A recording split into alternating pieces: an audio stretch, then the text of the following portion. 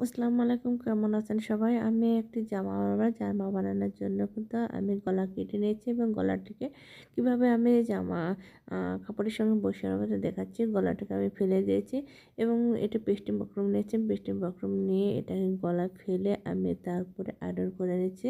Iron করার পর এটাকে আমি কেটে নেব। আর আয়রন করা হয়ে গেলে কিন্তু আমার এটা সুন্দর বসে যাবে। এটা আর নড়াচড়া করবে না। একদম ওঠাটাও হবে না। আর গলার সঙ্গে লেগে থাকবে।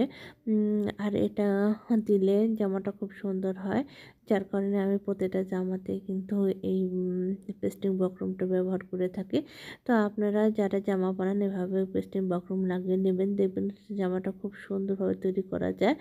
তো পেস্টিং বক্রম লাগানো হয়ে গে মানে বসানো হয়ে গেলে এবার কিন্তু আমি কেটে নেব। কেটে নিয়ে এটাকে কিন্তু আমি সুন্দর করে সাইজ করে নেব। সাইজ করে আমি কিন্তু জামাকে বসিয়ে দেব, সেলাই করে নেব পরবর্তীতে।